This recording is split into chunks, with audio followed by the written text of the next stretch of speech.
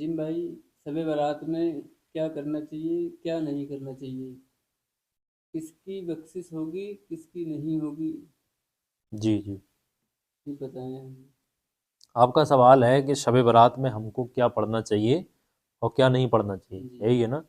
اور کیا کریں کیا ان سے کام نہ کریں، اور جی تیسرا سوال آپ کا یہ ہے کہ کن لوگوں کو اللہ معاف کرے، کس کی بخشش ہوگی اور کس کی نہیں ہوگی۔ دوستو، شب برات آنے والی ہے اور یہ ہر چیز ہم کو پتہ ہونا چاہیے۔ تو سب سے پہلے شروعات سے ہی سمجھتے ہیں، دیکھیں شب برات میں جو حدیثوں کے اندر ہمیں ذکر ملتا ہے کہ اللہ تبارک و تعالیٰ بنو کلب کے قبیلوں کی جو بکریاں ہیں ان کے بالوں کی جتنی تعداد ہے اتنی تعداد کے برابر اللہ تبارک و تعالیٰ لوگوں کو دوزخ سے رہا کرتا ہے، یعنی جہنم سے نکالتا ہے، یعنی معاف کرتا ہے۔ تو بنو کلب کے قبیلوں میں ایک ایک انسان کے پاس ہزار ہزار بکریاں تھیں۔ اب آپ اندازہ لگائیں کہ ایک ایک بکری پہ کتنے کتنے بال ہوں گے، تو اتنی تعداد میں لوگوں کو بخشا جاتا ہے اس رات میں، شب برات کی رات میں۔ یہ بڑی فضیلت والی رات ہوتی ہے۔ اس میں ہمیں چاہیے کہ ہم بیدار ہو کے اللہ کی عبادت کریں، اور وہ انسان بد نصیب ہوتا ہے جو جس کو یہ شب برات نصیب ہوئی اور وہ اسی طریقے سے سو کر کے اس رات کو گوا دیتا ہے۔ تو ہمیں بیدار ہو کے عبادت کرنی ہوتی ہے۔ تو سب سے پہلے میں آپ کو بتا دوں، کچھ ایسے لوگ ہیں جو ایسے کام کر رہے ہیں اس زمین پر، اللہ ان کو معاف نہیں کرے گا۔ اگر وہ سچی توبہ کر لیتے ہیں شب برات سے پہلے ہی، تو اللہ غفور الرحیم ہے، وہ قادر ہے، وہ قائم ہے، وہ ہر کسی پر رحم کرنے والا ہے، وہ ضرور معاف کرے گا۔ تو ان کی عبادتیں بھی منہ پر مار دی جاتی ہیں جو سچی توبہ نہیں کرتے ہیں۔ وہ لوگ کون سے پہلے سمجھیں؟ سب سے پہلا انسان وہ ہوتا ہے جو ہوتا ہے مشرک، یعنی کہ شرک کرنے والا۔ شرک کرنے سے مراد یہ ہے کہ اللہ کے سوا کسی اور کو معبود ماننے لگنا، یا کسی اور کے آگے سجدہ کرنے لگنا، یا اللہ کے برابر کسی کو عہدہ دینے والا، یا اللہ کے جیسا کسی کو سمجھنے والا، یا اللہ کے علاوہ کسی اور سے مدد مانگنے والا، یہ سارے لوگ شرک کرتے ہیں۔ تو شرک کی معافی نہیں ہے، اور ایسے انسان کی شب برات میں بھی بخشش نہیں ہوتی ہے۔ دوسرا، وہ انسان جو کینہ، بغض، حسد رکھتا ہے دل کے اندر کسی انسان کے لیے، حالانکہ کوئی بات بھی نہ ہو، بس اس کی کسی ترقی کو دیکھ کر جلنا، حسد کرنے لگنا، یا اس کے خلاف الگ الگ طریقے کی چگلیاں لگانے لگنا، باتیں کرنے لگنا، اس کی عزت کی رسوائی کرنے لگنا، مطلب جلنا ایک طریقے سے ایک انسان کو دیکھ کر کے۔ جو انسان ایسا کرتا ہے تو وہ انسان کی بھی بخشش نہیں ہوتی ہے شب برات کی رات میں۔ تیسرا، وہ انسان جو کہ زانی ہوتا ہے یا زنا کرنے والا انسان ہوتا ہے، زانی عورت یا زنا کرنے والا آدمی، یعنی جو زنا کے اڈے پہ جاتے ہیں۔ آج کل زنا دیکھ رہے ہیں کہ عام ہو گیا ہے، شہروں میں ہر جگہوں پر دعوت دی جاتی ہے زنا کی۔ تو جو بھی اس طریقے کی حرکتیں کرتے ہیں اور وہ سچی توبہ اگر نہیں کرتے ہیں تو اللہ معاف نہیں کرے گا۔ دیکھیں ابھی بھی وقت ہے، شب برات سے پہلے پہلے انسان اگر سچی توبہ کر لے تو اللہ معاف کر دے گا، لیکن توبہ ایسی ہو جو سچی ہو۔ ایسا نہیں کہ زنا کر رہے ہیں اور آج توبہ کر لی کل پھر چل دیے، تو یہ پھر تو اور ڈبل گناہ ہے۔ اگلا انسان وہ ہے جس کی بخشش نہیں ہوگی شب برات میں، وہ ہے رشتہ داری کو توڑنے والا، رشتوں کو ختم کرنے والا۔ کچھ لوگ رشتہ داروں میں ایسے پیدا ہو جاتے ہیں جو دو رشتہ داروں کو الگ کر دیتے ہیں، برائیاں کرتے ہیں آپس میں، رشتہ داری میں آنے جانے بند کر دیتے ہیں، خونی رشتوں کو دور کر دیتے ہیں۔ تو ایسے انسان کی بھی شب برات میں بخشش نہیں ہوگی۔ اور اگلا ایک انسان وہ ہوتا ہے جو غرور اور تکبر کی وجہ سے، جو ٹکنوں سے نیچے، یہ جو ٹکنے ہیں ان سے نیچے پیجامے کو باندھتا ہے یا تہمد کو ان سے نیچے باندھتا ہے، اور کھچیڑ کر زمین پر چلتا ہے، رگڑ کر زمین پر چلتا ہے غرور اور تکبر سے، ایسے انسان کی بھی شب برات میں بخشش نہیں ہوتی ہے۔ زمین پر ہمیشہ نرمی سے چلیں، اکڑ کر نہیں چلنا چاہیے۔ جو اکڑ کر چلتے ہیں اللہ ان کو بھی معاف نہیں کرتا ہے۔ اگلا انسان وہ ہوتا ہے جو ماں باپ کی نافرمانی کرتا ہے، جس کے سیدھی طور پہ یہ سمجھ لیں جس کے ماں باپ ناراض ہیں، وہ کتنی بھی عبادتیں کرے گا اس شب برات کی رات میں، اس کی کوئی عبادت قبول نہیں ہوگی جب تک کہ وہ شب برات سے پہلے پہلے اپنے ماں باپ کو راضی نہ کر لے۔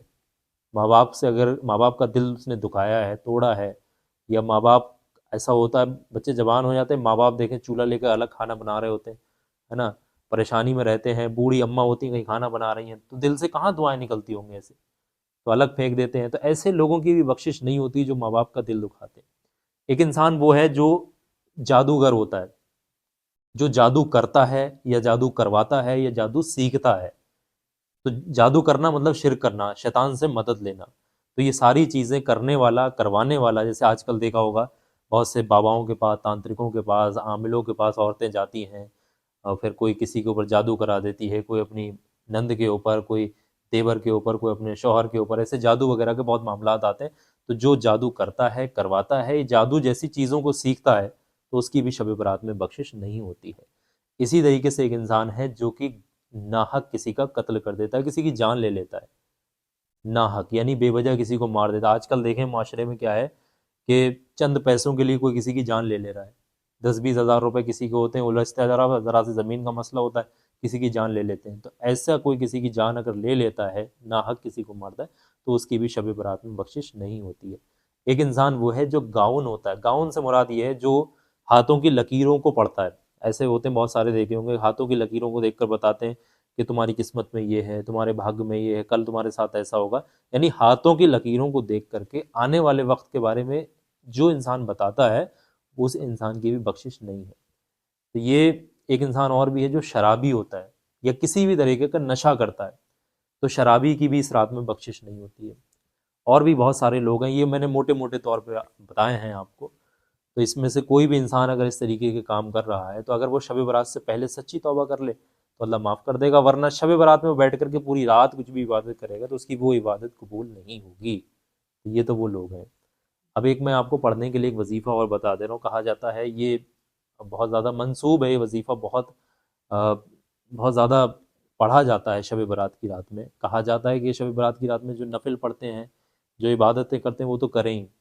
شب برات کی رات میں اللہ تبارک و تعالیٰ کی 2 اسم مبارک، یا اللہ ہو یا رحمان، یہ دونوں اسم مبارک ملا کے، اس میں پڑھنے میں تھوڑا ٹائم لگے گا، یا اللہ ہو یا رحمان 7000 مرتبہ کوئی انسان شب برات کی رات میں بیٹھ کر کے بنا کسی سے بات چیت کی ایک جگہ پر بیٹھ کے، چاہے مسجد میں، چاہے اپنے گھر، یا کسی بھی جگہ پر پاک صاف جگہ بیٹھ کر پڑھے، اول و آخر 3 بار درود پاک پڑھے، اور 7000 مرتبہ یا اللہ ہو یا رحمان اس کا ورد کرے، اور سچے دل سے ہاتھ اٹھا کر جو بھی دعا مانگتا ہے، تو اس کے ہاتھ نیچے آنے سے پہلے پہلے اللہ تبارک و تعالیٰ اس کی تمام دلی دعاؤں کو قبول کر لیتا ہے۔